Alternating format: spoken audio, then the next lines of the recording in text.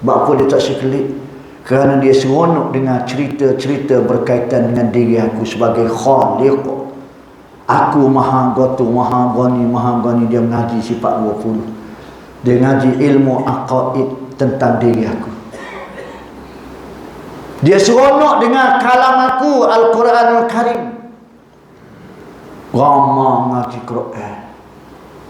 Orang itu baca, orang ini baca. Lepas tu dia pakat suka belakang tak kena. Tapi aku dugurkan rahmat, sakinah, wa sa'adah pada orang yang duduk dalam majlis Al-Quran.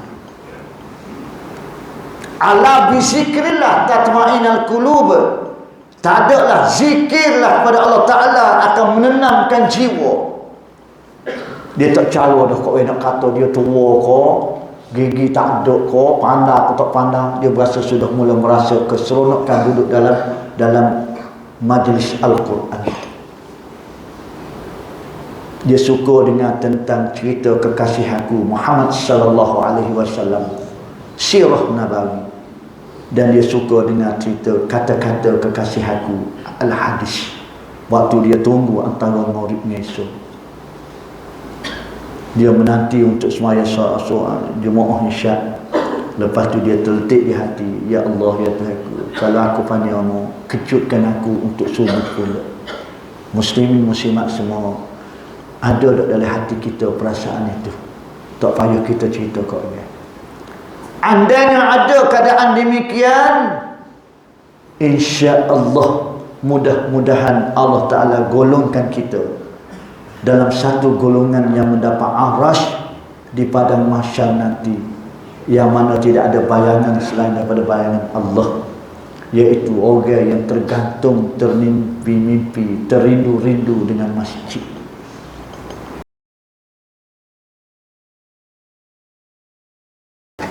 Nampak? Allah Ta'ala nilai orang mari rumah dia ni secara profesional. Mau mandi tak aku kira dah gugur dosa. Sebanyak mana mau mandi? Sebab tu kena mandi banyak. Nak ya, ni mari sedikit tak mandi. Paduk sebelah orang. Kita dua pupuhan jebak. Baju pula hak jemaah lepas. Nah ya. Mandi tak aku kira dah. Berapa banyak air yang mau mandi tu gugur sebanyak tu lah dosa. Mau pakai baju, pakai pakaian nak mari masjid. Seluruh tubuhmu yang kena kain baju tu, aku gugurkan dosa. Mu melangkah tubik daripada rumahmu, selangkah aku gugurkan seberapa banyak dosa. Mu kira lah daripada rumahmu sampai ke rumah aku. Mu kelip pun aku kira juga. Berapa kelip daripada masjid. Wah, mu mari rumah aku pula muntahiyatul masjid bagi salam pada aku 2 rakaat. Mu semaya sunat qabliyah, mu semaya waktu-waktu tertentu, mu semaya sunat ba'diyah. Berapa kali mu sujud? Tidak adalah waktu yang paling banyak sekali aku gugurkan dosa hamba-hamba aku ketika hamba aku bersujud. Dia mari melutut rumah aku, dan dia meletakkan anggota yang paling dia sayang sekali, iaitu muka.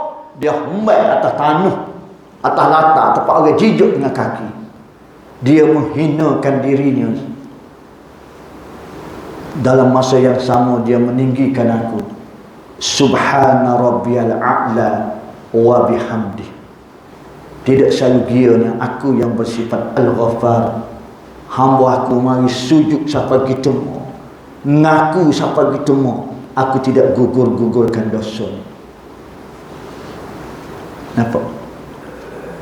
Bila mu sudah kurang dosa, kau gugur, mu berasa kau orang ni nak mari rumah aku. Bila dosa mu kau kurang, dalam masa yang sama mu mula berasa seronok mari rumah aku, seronok mari masjid. Tak boleh bunyi orang ngaji, bunyi orang baik, berasa seronok. Siapa kadang-kadang bini kita mencemburui kita, warna gak ayah mu nak ayawi sedikit semacam awal pula tu kelut lewat kau pergi warna Do aku gawa tunggu waktu. Iya ke? Siapa bini cemburu nak ya? Pasal kita sudah jatuh cinta dengan masjid. Klik lewat dah. Orang klik belakang dah. Aku tolong untuk siap tutup lampu. Padahal habis air kedal. Kenapa? Mu sudah mula berasa seronok, berasa kemanisan mari rumah aku. Dan dalam masa yang sama aku campurkan dalam hatimu rasa kerinduan tentang rumah aku. Mu rindu rumah aku. Nanti nak mari semacam. Aku sekali kata Gabiah, ada sokmo dia tu.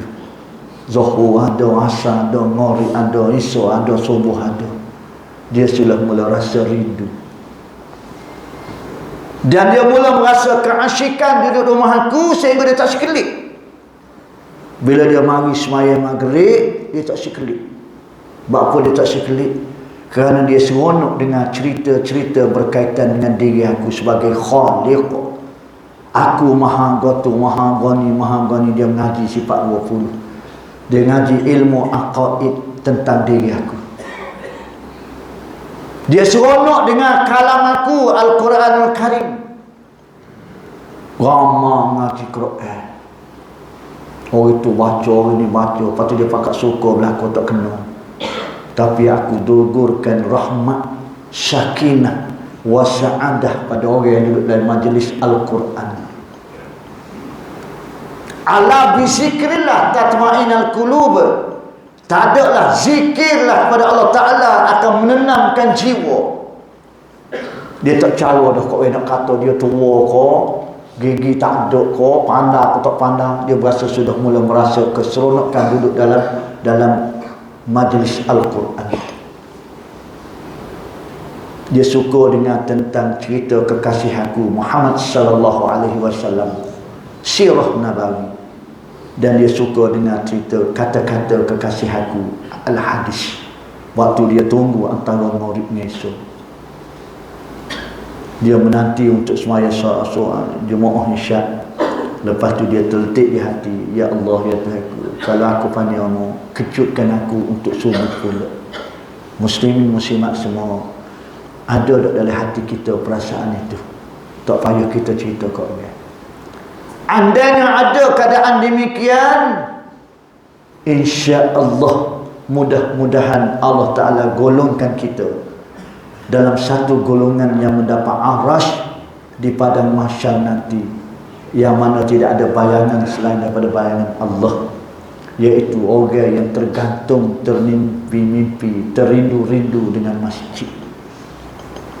Biarlah kita tidak alim pun, biarlah kita tidak mengaji pondok pun, biarlah kita tidak mengaji timur tengah pun, biar kita tidak ustaz, kita tidak imam, tidak tok guru, tidak orang alim pun, memadailah kalau Allah Ta'ala jadikan kita sedemikian.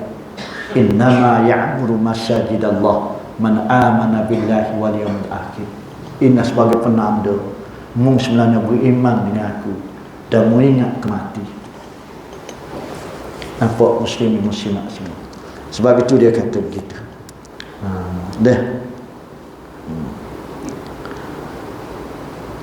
Kalau menurut kesempurnaan, gitulah keadaan.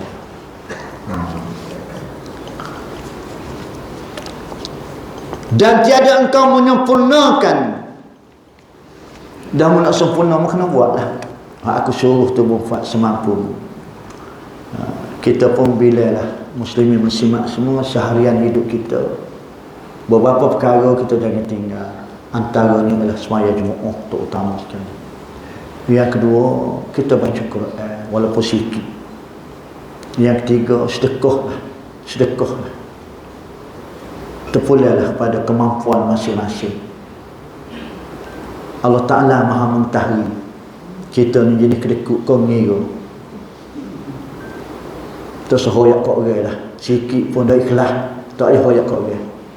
Dah banyak tak ikhlas, tak payah hoyak kau orang. Belajar-belajarlah biar jadi ikhlas banyak. Nah, duk main tahan dengan hak tu je. Tapi kalau kakak lain tak ada bersatu, pula betul lah. Dan hari-hari kita fikir tentang dosa kita. Kita kena fikir. Jangan kita buat tak erti, buat bodoh, buat medono gitu. Pasal Allah Ta'ala setiap masa dan ketika dia kira berlaku. فَمَنْ يَعْمَلْ مِثْقَالَ ذَرَّةٍ خَيْرًا يَرَهُ وَمَنْ يَعْمَلْ مِثْقَالَ ذَرَّةٍ شَرًّا يَرَهُ. Setiap masa dan ketika Allah Ta'ala catat melalui roket atik. Kita pun audit dah tiap masa kita. Audit. Orang yang jadi bisnes yang baik, perniagaan yang baik, dia setiap hari dia audit. Buat kira, tengok bank sudah. Pegawai dia tak akan boleh balik selagi bila dia tidak mati awal. Dia tak boleh carry forward kerja untuk esok. Sebab itu di bank jarang kita dengar berlaku benda-benda itu. Pasal dia monitor tiap hari. Sebab itu urusan bank tu boleh katakan Alhamdulillah. Pasal pegawai-pegawai dia tak akan balik malam-malam. Ada pun kerja lain kita boleh bawa ke depan. Kabar-kabar pun esok mari hak baru pula. Pas mari hak baru pula. Akhir sekali tertindak. Nak gitu. Tangguh.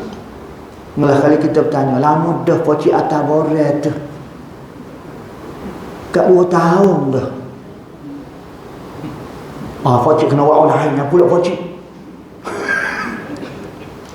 Hari tu cik kata suruh mari minggu depan. Dia tak ya ilah dah bawa repot cik tu. Kenapa? Dia terbawa. Akhir sekali, lama dia kawat pemohon ni. Masuk mula hayuh kawal lagi. Lepas tu kalau kita tanya, dia suruh orang lain pula. Tak boleh pergi kawal nak ya. Tapi dia nak guna hak orang. Boleh faham tuan-tuan? Kita muhasabah hari-hari kita. Muhasabah hari-hari. Bila muhasabah hari-hari sudah tentulah kita akan sembahyang sunat taubat. Dan tiap-tiap hari sembahyang sunat taubat menjadi wajib daripada kita. Dan di waktu sembahyang sunat taubat itulah kita menceritakan kepada Allah Ta'ala. Ya Allah, ya Tuhanku, aku bergelombang dengan dosa. Tak adalah manusia paling jahat sekali akulah ya Allah. Mu sahaja yang mengetahui segala-galanya. Akulah yang banyak silap dan salah. Andainya kalau kamu mematikan aku ya Allah dalam keadaan aku banyak dosa ya Allah, nyanyolah kat aku ya Allah. Mula ya Ghafar yang mengampun segala-galanya. Tolonglah ya Allah, ampunlah dosa aku ya Allah. Hari-hari kita audit semacam. Cek semacam. Aku nak benar.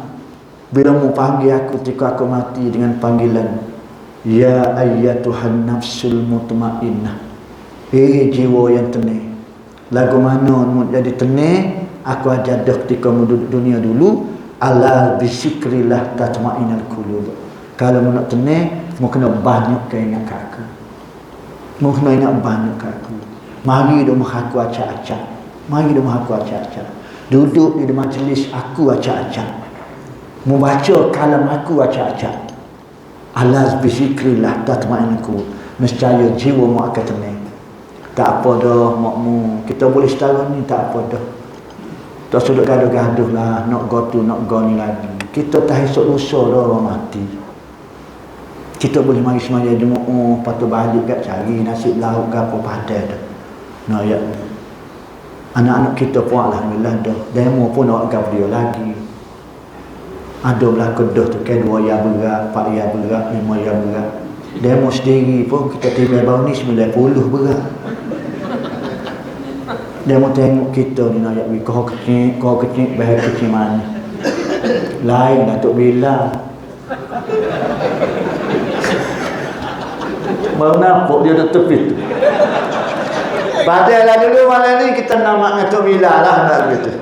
InsyaAllah tanda mulai. Mudah-mudahan apa yang Allah sebutkan itu tadi pertama sekali untuk diri hamba dan amnya untuk muslimin muslimat mati Allah Subhanahu wa taala. Akhirnya aku qouli hadza wa astaghfirullahalazim. Wassalamualaikum warahmatullahi taala wabarakatuh.